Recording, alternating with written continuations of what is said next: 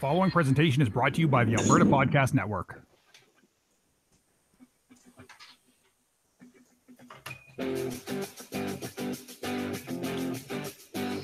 Welcome to the Northern Nerdcast, the podcast that showcases the geeky, nerdy people, groups, and events in and around the city of Edmonton. Northern Nerdcast is a proud member of the Alberta Podcast Network, powered by ATB. Visit their website at albertapodcastnetwork.com. If you like the show, we invite you to share it on all of your social media platforms and help grow our community of geeky, nerdy people, groups, and events in and around the city of Edmonton. Would you like to be a contributor to the show? For more information, visit our website at northernnerdnetwork.com. And now, here's the host of the show, Dan Schessel. All right, so I want to welcome everyone to this edition of the Nerdcast. I want to say a special thank you to Chelsea for joining me once again tonight. She's so amazing. Hi, guys. It's always my pleasure to be here.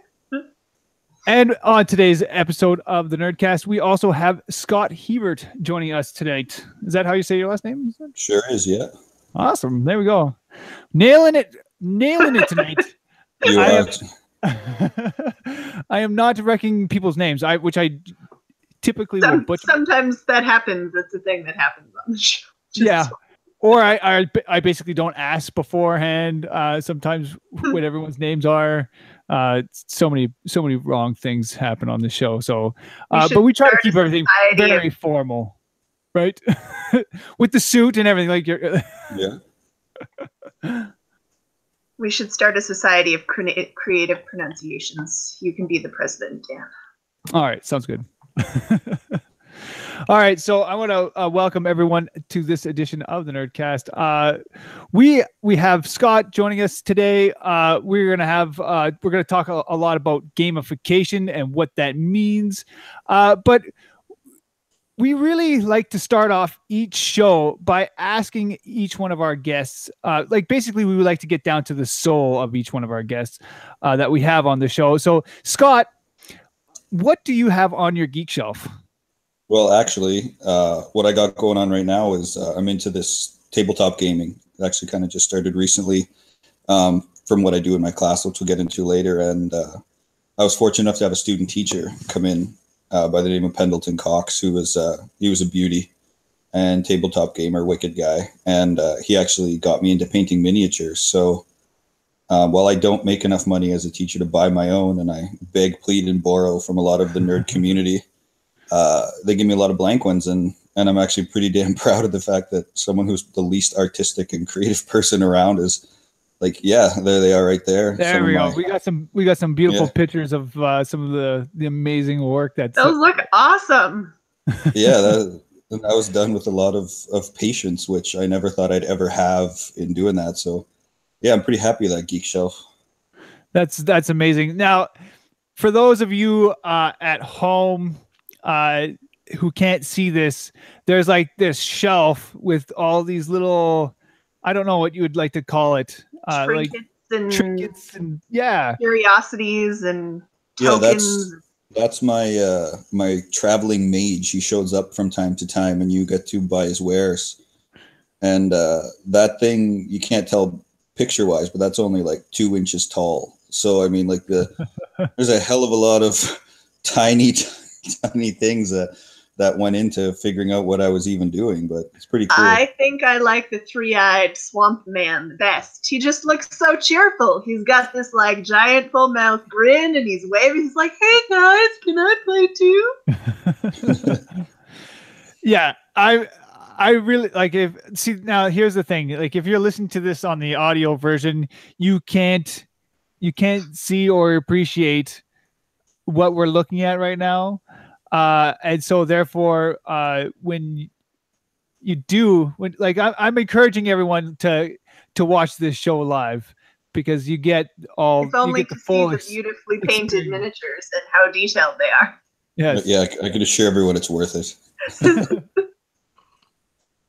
Right on.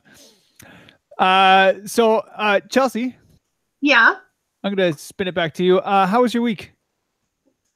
My week is good. It's been a couple of weeks because we were off last week, but yeah, it's been good. It was my birthday a little while ago, So that was super fun. Had some friends over for party, and we had some good food and played some board games. And yeah, and what else have I been up to? I got some new headshots taken, which was super fun, and they came out lovely. And any of our friends who are also listeners and followers of the show and have me on Facebook have seen the pictures and have been very gracious and lovely in their comments. So they are very amazing. Yeah, I'm really, really pleased. The photographer who took them was awesome, and I had an amazing lady who did my hair and makeup and made me look super sweet. So it was the whole like perfect convergence of criteria that made really great headshots. So I'm really excited to pass those on to my agent and be able to start using those for projects. So that'll be good. Awesome. Yeah, and then I got some fun news in the last little week. And this is actually fun news for our listeners and viewers because I'm going to be in town in a couple of weeks, and I'm going to get to Nerdcast live with Dan sitting right next to him. So I'm always excited for that. That's something that I'm always looking forward to every single time Chelsea gets to come into town, and to actually have her sit beside me makes a world of difference. I mean, it is one thing to have the chat the way we do, but to actually have an in-person Nerdcast it just makes it that much better. Yeah, it really does. So yeah, those of you who listen and watch on a regular basis, if you want to tune into the February 18th podcast on YouTube in a couple of weeks, I will be sitting right there, right next to Dan, right over there, and it should be lots of fun. But the reason I'm coming into town is for a super fun project. So there is a great guy in town by the name of Randy Bruzowski, who is an amazing creative type. And he has been working tirelessly over the last couple of years to get a project called Necessary Evil off the ground. So he made a short sort of teaser project last year, I believe, called Recruiting Hell to pitch to TELUS Story Hive. And through that, TELUS liked the pitch that they made so much. Randy received funding to produce, I believe it's 6 webisodes of Necessary Evil. And a good friend of the show, Janine Waddell, is their stunt coordinator and needed an assistant stunt coordinator for the project. So I'm coming into town to help out with that. It should be a lot of fun. Oh, awesome. I'm super excited to have you in town. And that sounds like an amazing project. And I think we're definitely going to have to try to get, what was his name? Randy. Yeah. Randy. This is going out to you, Randy. I will be hunting you down to chat logistics and promotion. We'd love to have you on the show to talk about Necessary Evil. Mm-hmm. All right. For myself, anyways. Yeah. How about you, Dan? How's your couple of weeks been? You said you're pretty pooped right now. I've been working pretty much nonstop.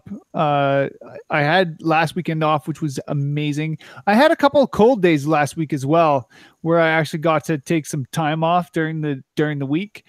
And I actually was able to take the littlest one. Like I have a 4-year-old here at home. And I got to take him to West Edmonton Mall's World Water Park. Because they have a thing there. It's called toddler time. And if you take them during the day, I think it's like during the weekdays. I'm not sure which, like Monday to Thursday. I don't think Friday is. But they have from 12 o'clock to whatever, they have this toddler time, which is like $20 for you and him to go and go swimming. So he wore me out. I tell you, he's like up and down those stairs like nobody's business, and he just wants to keep going on those slides no matter what. And going in the wave pool, he's trying to get me to jump I'm like, oh my goodness, I cannot do this anymore. I'm like dead to the world as soon as I get home, and he's still running around in circles. And I'm like, I don't know how you do this. I wish I had 4-year-old energy is what it comes down to. So yeah, I got to do that. I finally broke down and I actually kickstarted a game, which is not which is very rare for me. So I kickstarted this game. It's called Nemesis, and it really, because I love Aliens, like the movie, and this Kickstarter just reminds me so much of the movie, and it's made just a ridiculous amount the last little while, and the amount of Kickstarter back, like the stretch goals, pretty much doubled what the actual base box was. So I'm kind of excited for it. I'm interested to see how well it does in the next little bit. It's got another 37 hours to go, so it is definitely something very interesting. I mean, you were just talking a little bit before here, Scott, about how you painted those miniatures. Yeah, I have never painted any miniatures ever. They scare me. well, me too. So for me, I bought this board game. It's got a ton of little miniatures inside of it, and I'm like, I'm gonna have to paint these, and I'm gonna have to, like, I got a bunch of friends who do a lot of painting, and I'm like, okay, maybe I may have to enlist some help here to actually get into painting some miniatures, because I want to try it, right? You gotta try. Well, you'll have to get all the pro tips from Scott after we go off air. Yeah. I don't know about that yet. All right. And that's pretty much been my my week so far. All right. Once again, we have a live chat feature here. So if you are out there in watching this video, feel free to ask any questions as you would during the episode, and we will probably read it out as we go. That's pretty much about all I have for right now. Chelsea, you want to take a quick first break? I would love to. All right.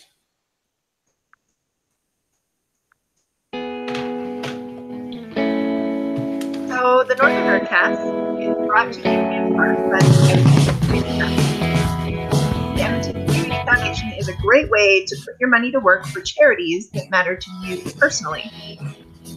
The Edmonton Community Foundation can set up an endowment fund in your name, and then they'll take the money earned from that fund and give it directly to the charity of your choice. Now, you don't have to be rich to set up a fund. The ECF will work with you to set up an endowment with any amount of money, or you can get a group of people together and set up a fund that way as well. The ECF also produces the Well Endowed podcast, and this month they're exploring Black History Month with Minister Faust, so check it out. To learn more about the Edmonton Community Foundation, check out their website, foundation.org. Or to listen to the Well Endowed podcast, head on over to wellendowedpodcast.com or find it on your podcast player of choice.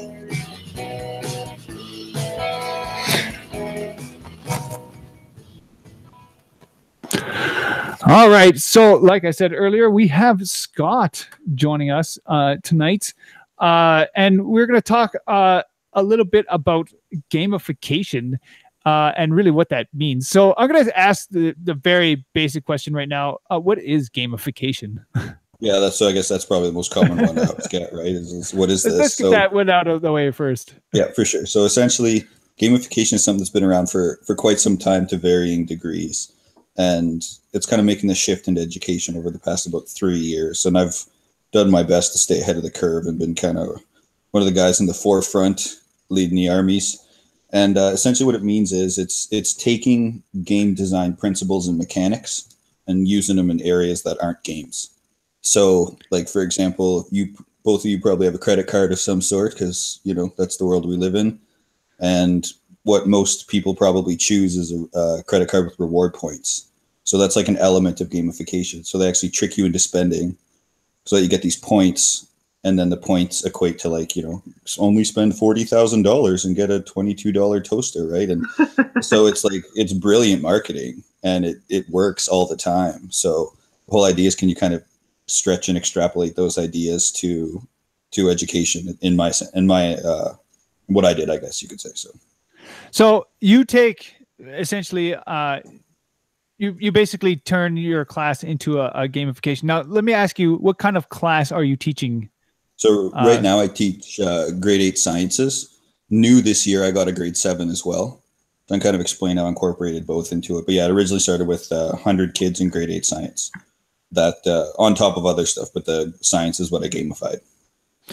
So now I've been out of school for a while. So how were you able to take the concept of gamification and essentially bring it into your classroom? Like, how did you do, like, what even possessed you to do that in the first place? Let's go with that. Yeah, I'll start with that first. So I'm a phys ed guy by definition. I did sports and stuff my whole life, and my degree was in phys ed. So my dream job when I was in teachers college back and graduated in 2009 was to be a phys ed teacher.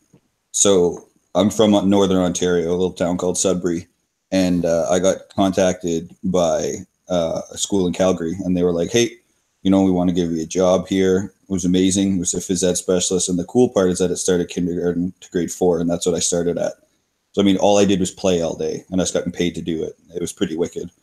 And then that went on for about 4 years, got an award doing it based on how I did it. And that was pretty motivating because it was kind of still like a atypical way to teach phys ed. So I for little example I used was, it's really hard to get like a 7-year-old boy to want to do gymnastics. But when you call it, and to go back to what you were talking about earlier, Chelsea, you could call it stunts. Mm-hmm. Well, then all of a sudden I used iPad movie trailer, and they were doing their gymnastics moves, but it looked like stunts to them. And we were making little action movie trailers, and the kids wrote them. So they made no sense, but they were hilarious. They were awesome. And, little things like that. So I realized just tweaking what kids' perspective of education was kind of worked a lot. So I kind of had a family emergency that I had to quit that job and move out here to Sherwood Park, just outside Edmonton. And now I live in Fort Saskatchewan. But at the time, I had no job. So all of a sudden, it was like, got this award, had a new family, had just been married, had a child. It was like 3 months old. And all of a sudden, it was like, boom, now I don't have a job. And it was like, holy smokes. So I got hired at a grade 8 school that had grade 8, and like, hey, you're going to teach grade 8 science. So I walk into this classroom having never taught it before, and you just see there's no enthusiasm for education anymore. And that's immediately where I was like, okay, that's not cool with me, because I didn't really care for school growing up past about grade 5. And this is exactly what I saw. So my whole idea essentially was, I was like, I need to get these kids engaged in it in some way, shape, or form. I'm so excited when Dan and Trina told me that you were going to be a guest on our show and told me a little about what was happening. I was so excited that you were coming on to listen to you talk about the process and adapting the curriculum and stuff like that. What I do for my day job, I work for the Vancouver School Board. I'm a special education assistant. So I love talking to other teachers and hearing how they engage their students and adapt their curriculum and bring in stuff, even just those little moments of being able to tweak of like, well, how do I get, how can I change the perspective on this? What bent can I put on it that will all of a sudden, draw my students in? So yeah. I was so excited to hear when you were going to be our guest. No, that's awesome. I didn't know that you were in education. That's really cool. Yeah. So it seems like you are really good at reading your students and finding different ways to draw out their interests and then use that to adapt your curriculum. How did, I guess, the more specific gamification aspect come into it? Who introduced you to the idea of gamification and adding that to your curriculum?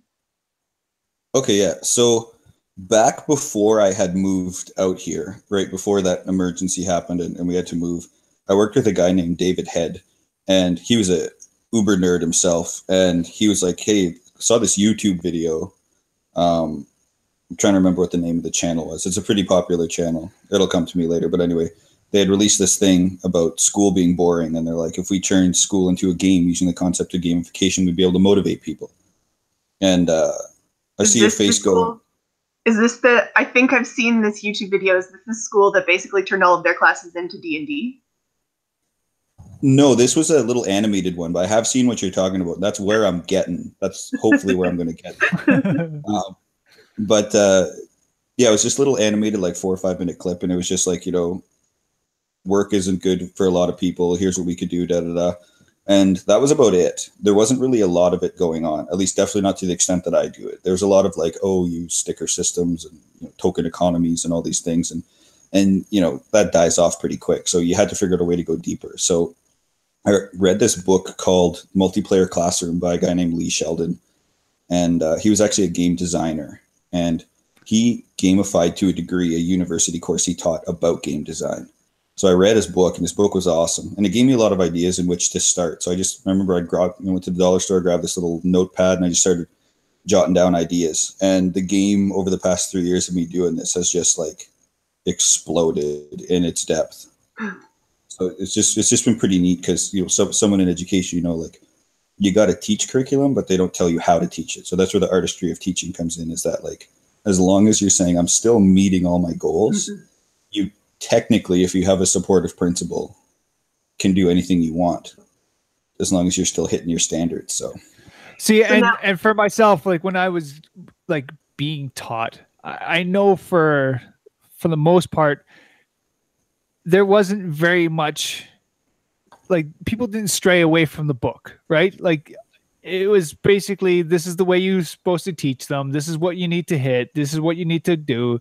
And it was very, like, for me, it was very rigid and very boring. And to me, like the way that you're starting to describe what is going on here, that sounds more exciting and more engaging. And like you said, people, your students, you said they look bored, right? Oh yeah, visibly. Like, so, I mean, I remember the first, probably first 2 weeks I was teaching, I had a kid fall asleep, and I asked him why. And he said, it's not that your lesson was boring. He's that school is so long and it's the same thing in every class. And I actually used that kind of sentence that he told me in a TED talk I did about this, where I called it "Kids love cake, why won't they eat yours?" And it's the idea that every classroom serves exactly the same thing. So for our school schedule, we have 8 40-minute blocks. So you take a kid for 8 times a day, 40 minutes of sit down, a lot of the archaic, be quiet, read this book. Of course, they're going to get bored. Of course, they're not going to care, especially when the book is, covered in profanities and phallic drawings and all these things that distract them from everything. And they're printed, 15 years ago, 20 years ago. I mean, I always laugh. It's 2018 now. And my book, the science textbook I use, references the incredible creation of the Hubble telescope. And it's just like, it's so outdated, right? So it's about making kids care about what you're doing. Because if you look at it from the sit down, do the work, textbook style of learning, it's so old. Exactly. We have one comment in our chat here. He says, "Just don't turn school into Game of Thrones." You never know. Why not? Aside from all the like murders and stuff. Yeah, I mean, all the backstabbing and there is lying, cheating, stealing, killing. I even have a kilometer in my class. That's awesome. So do you find that once you've found your in and grabbed your kids' attention and managed to get that buy-in factor, it's been my experience with kids that once they bought into something and you get into that, like you tap in to their boundless creativity, that they will often feed and expand on what you've started way more and way faster than you could have ever possibly thought of, and take it in directions that you wouldn't even have fathomed. Is that something that you've experienced in your classrooms? Without question. Like, hands down, without question.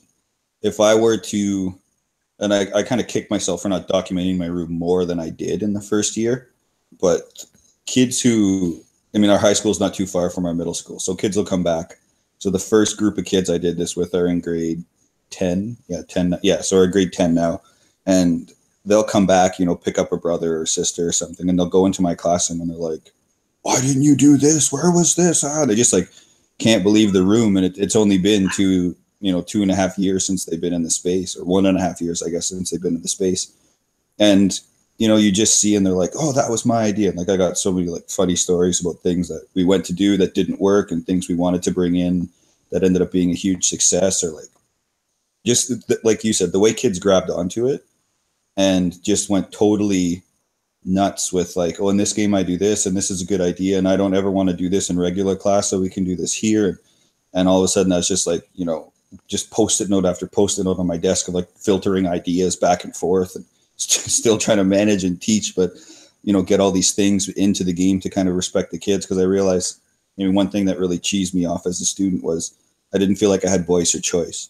So it was like, hey, I want to do this instead of the project you said. And they were like, no, that doesn't fit the rubric.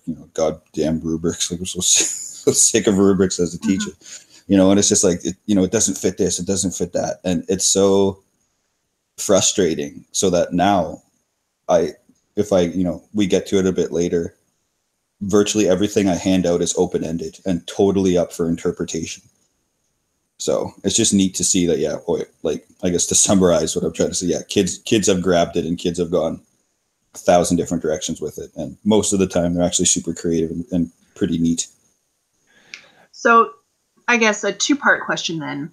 Yeah. Have you found that with your students becoming more engaged and buying more into your particular class, that is that motivation then spilling over to other classes that they're taking, that are more maybe traditionally structured? And B, is the success you're having in your particular class rubbing off on other teachers and maybe encouraging them to move away from said traditional style classes? Oh, for sure. There's little things where like what happens a lot in my school and like a lot of the staff I work with have said, they're like, we don't really want to do it with you in the building because we're scared that we're not going to live up to what you're doing. And then we're worried that kids are going to like sliding scale. Well, Hebert does this and you do this. So they'll do little elements of it. Like one of our social teachers, they're doing like a choose your own adventure style thing right now. Like just for one unit, as where like my whole year is gamified. Mm-hmm. He's doing one unit. So they're tapping into it bits and pieces because they're seeing the engagement. Like the average mark increase from 7 to 8. I'm not pro grades. I want to be very clear about that. Like, I think there's way too much emphasis on grades in education, and they do not tell the whole picture about a student whatsoever. But we love to hang our hat on it and say that, oh, our kids are getting 100 geniuses. Well, it's really not true at all, right? There's a big difference between book smarts and street smarts, and then just like social smarts and like all these different things. So, I don't know. You may have seen it, but I presented at our big normal teaching convention that we have here. It's actually this Thursday, Friday this year. And I presented on gamification, and the head writer of education for the Edmonton Journal was there. So she came to my class and she's like, I want to do a story about your class. So she came to my classroom. She redid a story and the editor decided to put it on the front page of the Edmonton Journal. So then it was on the front page of the Edmonton Journal. Then someone picked it up on Reddit and it went to the front page of Reddit, uplifting news. So I was getting messages from people all over the world and I had no idea that it was on Reddit. And eventually it fueled to where I wrote a book, or I guess a teacher guide. It's almost 300 pages with templates and all kinds of stuff about how to do it, like a start finish, how to do it. And I even gamified the book. There's like interactive features in the book and things that'll come to life with technology. And, the story says you reach in your pocket, actually like built the pocket into the book and you can like actually reach into it. And it's a choose your own adventure. And it follows like the teacher that you meet that thinks their job sucks and super frustrated with the kids being unmotivated. And they like get this secret letter and they travel to this forest and they meet Master Hebes, which is what the kids named me in the game. So they meet Master Hebes, this old decrepit man in this wooden cabin in the forest, and he teaches them the ways of gamification. And so I've sold the book in Sweden, Australia, all over the States, Canada, Peru. So like it's starting to really gain some traction about teacher success stories coming back of like, I've never had engagement this high. I've never had quality work this good. I've never had collaboration this fluent and this smooth. And it's just been shocking how much it's taken off in the past year. That's amazing. Like, because I was going to ask you how, like, because you said you have done a TED talk on all this. What kind of response you got from that, right? which this sounds absolutely incredible. Like, who would have ever thought that putting gaming into your everyday school would be such a big thing, right? But to me, that just sounds like an amazingly fun way to learn. It makes sense. Yeah, like this sounds incredible. So let me just ask you, like, just take me through what your class actually looks like. What does gamification in the class look like? For all those who out there who I'll try to do this so it makes sense, because this is kind of like it's a big thing to try to, especially without visuals. I'm like a visual guy, but yeah. But I do have a YouTube channel we'll talk about later. I actually tour my classroom and I explain, and I have tutorials online and stuff. But for in the moment, so essentially what gamification does, first thing you do is you want to craft a story. So essentially I ended up writing a book for my classroom, which is like super nerdy, but it turned out to be pretty neat. That's amazing. So essentially what I did was I was like, okay, what did I know? What do I know of in a topic a lot of? And growing up, probably a lot of your listeners and viewers will know the game Diablo. I was obsessed with the game Diablo because it was so simple, but it was so easy to grasp, but complicated in its own right. When do you attack and when do you use your armors and blah, blah, blah. So I was like, okay, I know enough about medieval and armors and swords and stuff. I'm like, okay, so can I somehow use that to teach science? So I just started like chicken scratching stuff out, and I came up with a really simple concept for kids to understand. I was Master Hebes, king of this land, and I needed to name it. So I just used translators, and I came up with Scientia Terra.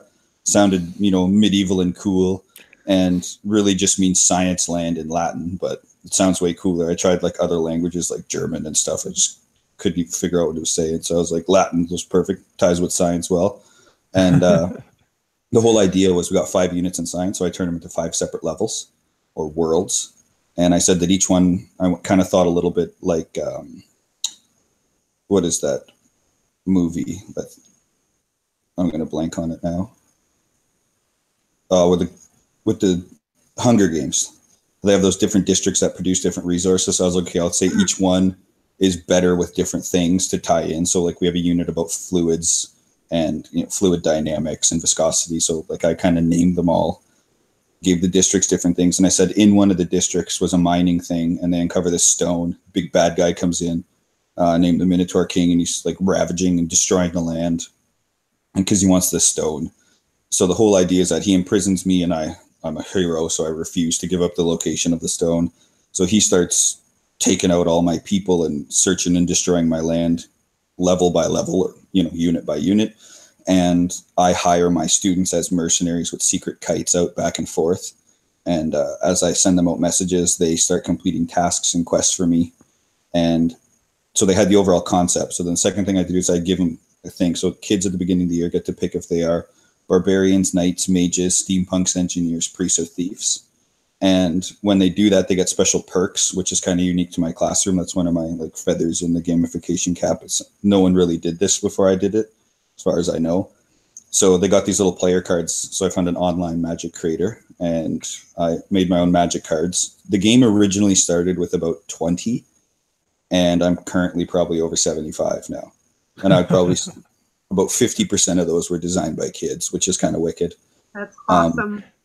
So now they're competing in this story, and they're trying to help me. And the whole reason you do this is because we all have watched a TV series or a movie or read a book, and we're so captivated by like, oh my God, something bad can't happen to this people, because you become emotionally invested in it.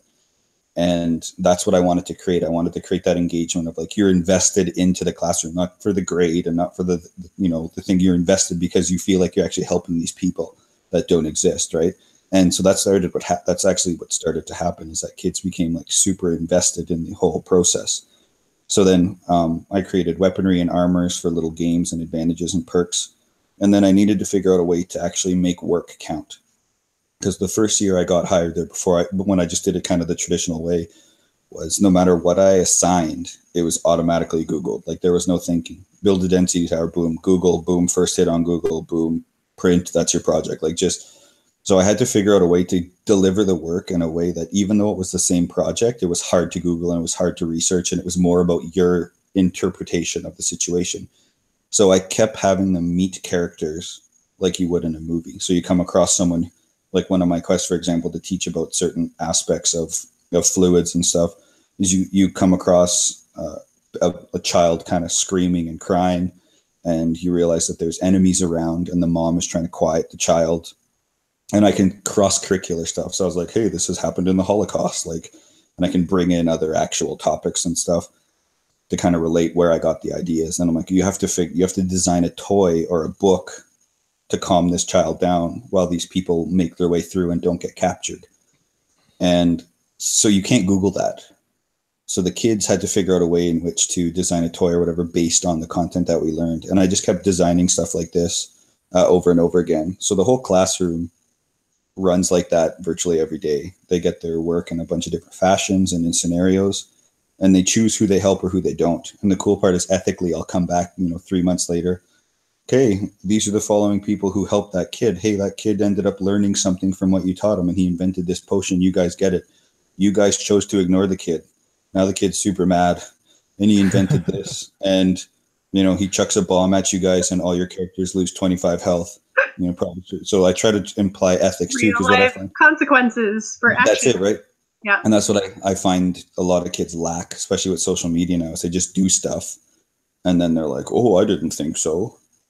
I didn't think that would happen. Like, actually, today, literally, we were coming back from a field trip, and a kid was picking frost off the window and just chucked it. And it happened to hit a girl who had glasses and hit the inside of her glasses, and then the snow and ice went into her eye. And after we made sure that she was okay, I pulled the kid aside, and he's like, well, I didn't mean to. Like, I didn't think that would happen. And I'm like, when I get in my car and drive, I don't go, I'm going to get in an accident today. But if I do, I have to live with those consequences. If it's my fault, if I'm not paying attention, or if whatever. So you can't just, and that's what kids just, they really seem to have a hard time grasping that, well, if I do this, what could happen? Is this a good idea? So now I'm tying in those ethics. And the cool part is I never tell kids. I'm just like, okay, these are all your choices of people you encounter. Who do you help? Who do you ignore? Certain kids help all. Certain kids help some, based on whatever they choose. And it just kind of turned out pretty neat. So then she started getting donations from my room, and I ended up building a custom tabletop game where they actually fight monsters and like battle, and have to equip swords and shields and cast magic this year. That's a new thing. Buy from traders and all these kinds of things. I've got dragons hanging from the ceiling. I had LED clouds till the fire marshal went crazy about it and made me take them down, but they were wicked LED clouds that lit up. I didn't have enough storage, so I snuck in the summer of my school and built a wall in my classroom. So they can't take it out because it's like screwed into the wall. So I built my own like shed. They build their own furniture. There's no furniture in my room. They each start with a plot of grass, and that's their territory. And then with the resources they collect throughout the game, like they'll find wood and nails and stuff. They can actually exchange it for real wood and real nails and tools, and actually like build their own furniture. It just kind of goes on and on. I got stores and blacksmith and message boards for buying and selling and bartering, and I just kept thinking, like, what exists in games that I can bring into the classroom. And I just kept going with it, and it's just kind of turned into its own little beast. That's amazing. Now you were talking a little bit about how a lot of your kids in your class have helped you over the last couple of years. Oh, yeah. To build this. Like, how much involvement have they been? Like, how much have they spurred you on to do more? Well, I've had so much buy-in from kids that I actually started hiring kids for jobs, and I pay them gold in the game because I have a game currency. So I literally pay them invisible money, and they work super hard for it. So they show up at lunch and they help decorate the classroom. They've learned how to paint figures. They've, they'll design cards. They'll cut them out. They'll laminate them. They've created weaponry in the game. Like one kid, this was so funny. He was like, okay, it's the end of the game, and I got a brother in grade 7. Can I write him a will, and can I sacrifice myself? And then he gets all my stuff. And I'm just like, what? what are you guys talking about? You know, and it's just so neat to see like this poll. But yeah, they've designed game cards, they've created scenarios. At the end of the year, I'm a firm believer that if I'm able to report on a kid, then they should be able to report back on me. So at the end of the year, I actually give kids a report card, and then I give them a blank piece of paper and I say, design your report card for me. And I jokingly tell them, but I'm serious at the same time. I said, you could say this is the greatest thing you've ever done, or I'm the worst human you've ever interacted with. But I said, you just have to tell me why, so that if you think I'm good, I continue to do good because of the following. Or if you think I was terrible, how can I make it better? Fix it. And I take a lot of their feedback over the summer and I bring it back. So this battle board tabletop game I created, a lot of them were like, you need to use that more. So I expanded it this year and brought it more in. And people were like, you need to use your character classes more, because I didn't feel like I had an advantage if I was a knight or if I was a thief or whatever. So this year I took their feedback and I tweaked those so that they actually had more of an influence on the game based on the choice. And then based on what people are talking this year, the whole idea of like YouTube videos unboxing, I'm actually going to give each class next year, I'm going to randomly put in their character classes in boxes. And when I set them up in teams, I'm going to give them a box and they're actually going to unbox their character classes and their starter weapons. And they're not going to know what they do, but they're going to actually have to figure out who gets what and then learn what they do as the game goes forward. Nice. Can I just say that I really want to be in grade 8 again, so I can come take your science class? Yeah, man. I got Awesome.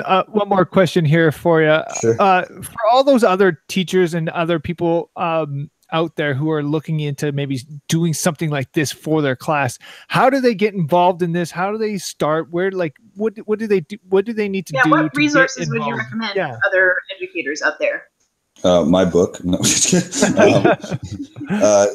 I guess a good part, like, not to be like self-inflating, but like my YouTube channels, it's all free. And I kind of have started an episode series. I think I'm on episode 12 now, about just like, this is what I would do. And these are myths you might see. And these are common things that people are going to argue with right away, because these are all things I faced, right? Yeah, so that's probably a good way to start. That Multiplayer Classroom is a really good book. For people who use Twitter, I started kind of an online community called with the hashtag #GameMyClass. That's mine, and that's kind of starting. There's a way bigger one called it's hashtag XPLAP. There's another book called Explore Like a Pirate by Michael Matera. He kind of beat me to it. He got his book out about 6 months before me, so he's kind of got a bigger following, bigger community. So you'll find a lot of educators who are doing it that way too. So there's a lot of really cool resources. But what I would tell anybody is don't force it. A lot of people who have tried this and complained to me that they failed was because they forced stuff to fit. And when you do that, kids are really easy to see the holes that you're putting a square peg in a round hole, and they can see that you're forcing it too much, and then it becomes inauthentic. So my theme of medieval and dungeon and dragon-y stuff is because that was something I knew inside and out. So a lot of people are like, oh, kids like Harry Potter, I'm going to do a Harry Potter theme. I'm like, well, do you know anything about Harry Potter? And they're like, well, I've seen the movies. I'm like, well, you have to have read the books, and you got to be a little bit of a fanboy in there, because you have to understand it inside and out, because you're going to find a kid who knows more than you, and then they're going to call your bluff. And then if you can't answer their questions, then you're going to kind of fold on them. So just pick something that you know and start small. I went big the whole time. I'm very much like, I throw caution to the wind, and I'm just like, I'm going to go for it. If I'm going to do it, I'm going to go big. And that works for me, because like I'll stay up till midnight, 2-3 in the morning to work on stuff, because I just don't care. Certain people aren't going to do that. So there were days when I had to do that because I screwed stuff up and kids called me on it. And I had to I had to fix this and fix this loophole before it kind of went out of control. So just pick a theme and start small. You know, that's probably my best. I helped a kindergarten teacher gamify her class. And a lot of people are like, well, how the heck do you do that for kindergarten? Like, how do they understand the concepts? I'm like, well, what do kids know at that age? You know, and I've got a 4 and a 3-year-old. And what do they know? They know bad guys and good guys. They know things you should do, things you shouldn't do. And we watch shows like Paw Patrol and all these things that younger kids watch. They like to solve clues. They like to go somewhere and figure something out, and then where does it take you? Mystery. So really small scale one for as simple as kindergarten was, I said, just what's one thing that you know in your classroom that your kids would recognize? She's like, oh, I have this coffee mug, you know. Everyone knows I have it. So we got to be a bit of an actress here, but I said, you go to school Monday morning and that coffee mug is gone. You know, you're asking the kids, and then all of a sudden, second part of the day, a note appears on your reading carpet, and you read the note with the kids, and it says, oh, I've stolen your mug and you'll never get it back. Ha ha ha. And all of a sudden the kids are like, oh my God. And they're like freaking out. We got to help this teacher find her mug. And then, so what she did was the principal was in on it. The principal was the one who stole the mug. But what she did was she connected all her curriculum to mini lessons to solve. So it was like a math lesson. When they solved it individually, they worked as a group to solve a puzzle from the bad guy, and it gave a clue. And the clue was like the number to a room. And then they figured that out by using word walls in another lesson, and then expanding on vocabulary. So like the person would leave a clue and it would use a word from their word wall. And then they expand on that vocabulary and figure out what it meant. And then she'd be like, oh, does that mean it connects with these? And then all of a sudden the kids were making all these connections like spies, you know, with the yarn and the pins and so it went on for about a week to 10 days, she said. And the kids were super confident it was the principal, and the principal was ready, and they stormed the office, and the principal was like, I mean, people who are listening can't see, but it's like sipping on the mug like this. And they're like, ah, and like 20 kindergartners come running in, and they're like, we got you. And it was just all this. She was like, it was the craziest week she's ever had, or 10 days she's ever had as a teacher, because every day the kids showed up and they were so captivated and so engaged and just so like felt like they were doing something, you know, for the greater good of the world, you know, and they were just amped. So their goal is to try to, you know, keep building off of that. I helped another one in the States. He taught political science. And I said, well, instead of grades, why don't, you know, instead of grades in my class, they're into experience points, which I then just calculate to grades because I have to. But they, instead of grades, they collected votes. Instead of guilds like are in mine, they had political parties. Instead of their shield logo, they had to design their political party logo. They had to have their stance. So I was like, just teach it the exact same way you would actually create a political party. It's the easiest way to teach it, to do it. And then whoever earned the most amount of votes every 2 months actually got to run the classroom. So they picked the classroom decor and any music that was played, and then they ran it like a country. And then they had to pass bills, and they taught it all. But in the context of like, you were the person actually writing the bill and passing it to pick your head of the, you know, the, whatever Paul Ryan sucks at in the States, like head of the chair of the whatever it's called.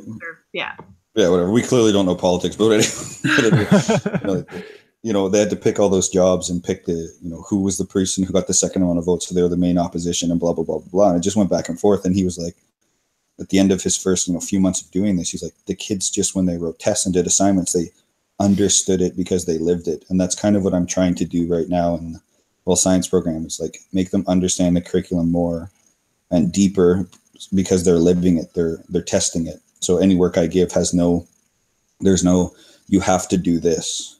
It says you have to figure out a way to calm down this kid. You have to figure out a way to go here. You have to figure out a way to defeat these monsters, to prove that this guy's lying to you, blah blah blah. And then they have to decipher and use the knowledge of what we've been teaching to connect the dots to solve the problem.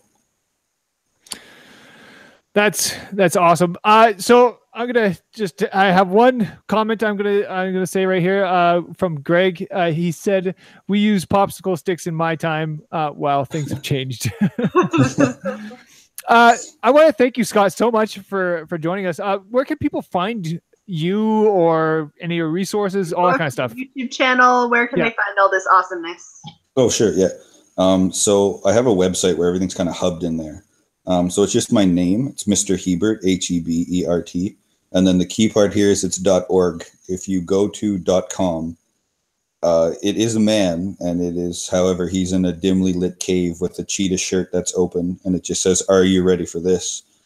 And I've never been ready, so I've never clicked. But that is not me. So it's mrhebert.org. And if you go there, you'll find there's a little tab on my website called Gamification, and all my stuff is linked in there. But if you want to skip that, my YouTube channel is under the name of Master Hebes, again, in honor of my kids for naming me. I named the channel that. which was pretty cool. The kid was pretty amped when I told him. He's like, I named you. And I'm like, I know. I'm trying to honor that. That's cool that you did that. I'm on Twitter and Instagram at Mr. Hebert PE for phys ed, because that's originally how I started my social media. I don't feel like changing it now. So at Mr. Hebert and then P and E.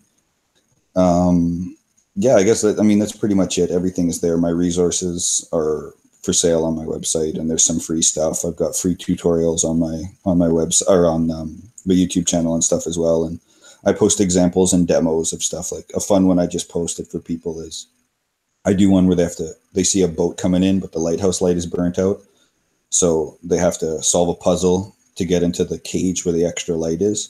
So they do a task, they do a history timeline, but then when they hand it in, I actually make them run 20 laps of a staircase in our school to simulate going up the stairs. And then when they're done, they have to spin as fast as they can for 10 seconds. And then I give them the puzzle.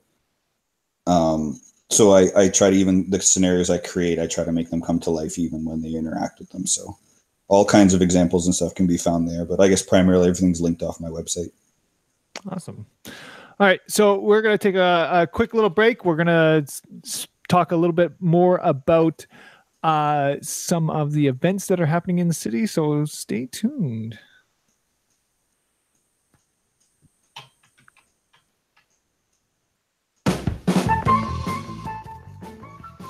Okay, so like I said earlier, the Northern Nerdcast is a proud member of the Alberta Podcast Network, powered by ATB. And if you go right now to albertapodcastnetwork.com, you will find a list of amazing Alberta-made podcasts. Just going there right now. In fact, if you go there, there's so many awesome podcasts on there, and they keep adding more, like A Branded World. There's even an educational one, conversations about the teaching life. So not only are you getting some awesome educational stuff on this episode, you guys can go to the Alberta Podcast Network and find out more educational stuff by checking out that podcast. There's so many more on there. I could talk here for hours because they just keep adding more and more and more to the list, and it is an amazing network of podcasts. So go on over to albertapodcastnetwork.com for all those amazing Alberta podcasts. Go check it out.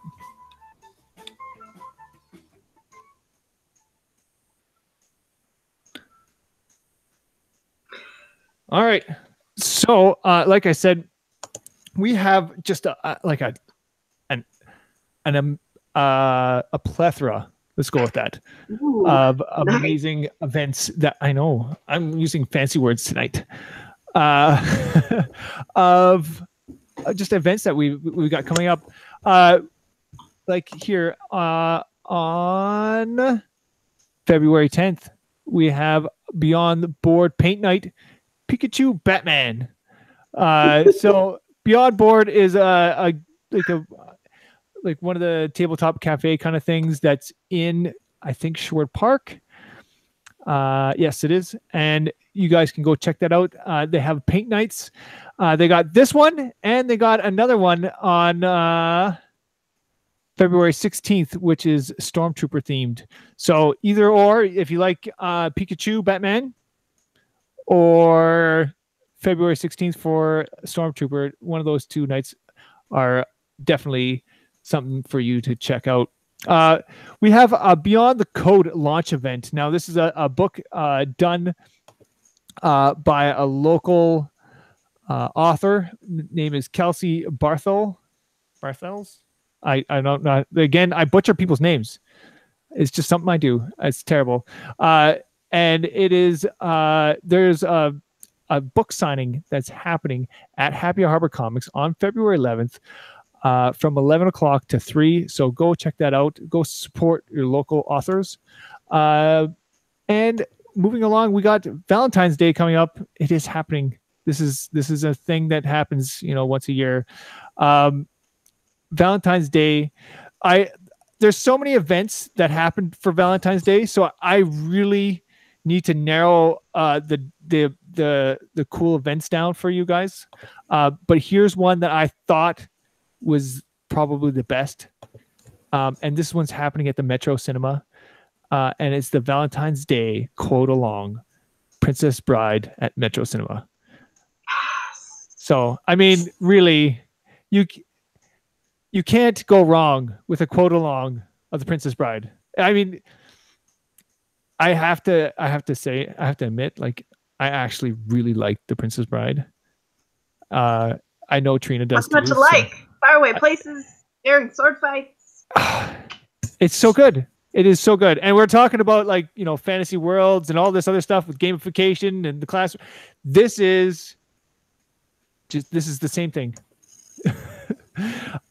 So yeah, there's that Valentine's Day quote along at the Princess Bride at the Metro Cinema, February 14th, and that is happening at 7 o'clock to 9. So go check that out. We also have intro. Yes, as you will. February 17th, we have an intro into LED circuit into costume with Ben Eastep. Eastep. That's how I'm going to say it. And that is just the intro. And then on the February 18th, there's also programming your costume lighting with Ben. So go and check that out if you're into Marcus those kinds of the things. Hirsch. We're looking at you, sending that out to you with all your crazy, amazing 3D printed costumes. Want to add some super fancy LED lights to those. So and this is also happening down at the Theater Garage on February 17th and 18th. We have a Nerd Night happening, number 40, and this is going to be at the Edmonton Fringe Theater, the ATB Financial Arts Barn, happening on February 20th. If you want to go check that out, we will have more information up on our website at northernnerdnetwork.com. Moving along, we have Alberta Girls Engineering and Technology Summit. If you are a girl and you're looking to get into the tech industry here in Edmonton, this is the best way that I would suggest you to go and check this out. This is happening on February 23rd, and this is happening at the Donato Innovation Center for Engineering. Jobber and BioWare is going to be involved in this. So this is a good chance for anyone who's interested in the tech industry to go and check it out, especially if you're a girl. Moving along to March, we have the March Collector Con coming up. If for all those out there who are looking into their collection and going, I wonder if I can get that action figure that I had when I was a child back again. This is probably the chance to get that thing that you've always wanted to fill that collection with. They always have everything there. It's amazing. We also have on March 30th, we have Video Games Live, and that is happening at the Northern Jubilee Auditorium. If you enjoy video games, video game music in particular, this is definitely the event for you. It's going to be a great time. For all that, tickets are available on Ticketmaster. And one more event to go. We have Intrigue Con. I am super excited. I'm going to this Intrigue Con. I'm probably actually going to be doing I'm going to probably run a game at Intrigue Con. Nice. So this is happening on May 4th and 5th. And so it is Star Wars themed. So, of course, I got to go there and GM a Star Wars game. So check that out. I will have, if you go to my Twitter, I actually have the link up there, but I'm going to have more information up on our website. I'm going to get all these events in on our website because I've been really slacking on that, I know, but I will make sure that I get all that. So go to northernnerdnetwork.com for all that information. All right. Scott, thank you so much for coming out here tonight. Yes. I'm super excited to hear about your class. That it just sounds so amazing. I'm just blown away, honestly. Because that's just, I wish that existed when I was going to school. I could tell you that. That's one of those things I'm hoping that, slowly year after year, I'll get more people to buy into it. More people realize the credibility of it, because that's the biggest concern people have is, oh, we're not in rows and we're not reading from textbooks, and we don't need that to learn. Yeah, I wholeheartedly believe that. I think this is just something that almost every teacher should, or at least bring part of it into their class. Because it just sounds absolutely amazing. So thank you so much for joining us. Where can people find you once again on the web? Yeah, so I got my website, which pretty much links everything. Again, that's Mr. Hebert, MrHebert.org. Remember, I'm the .org, not the .com. And again, I'm on Twitter and Instagram with at Mr. Hebert PE, and on YouTube under the channel name Master Hebes, HEEBS. Awesome. Well, thank you guys so much for watching and or listening to this edition of the Nerdcast. And I'll see you guys on the next one. Thanks for listening to the Northern Nerdcast. Northern Nerdcast is a proud member of the Alberta Podcast Network, powered by ATB. Check out their website at albertapodcastnetwork.com. For all things geeky and nerdy, including all of our social media platforms, go to northernnerdnetwork.com. Thanks again, and we appreciate your support.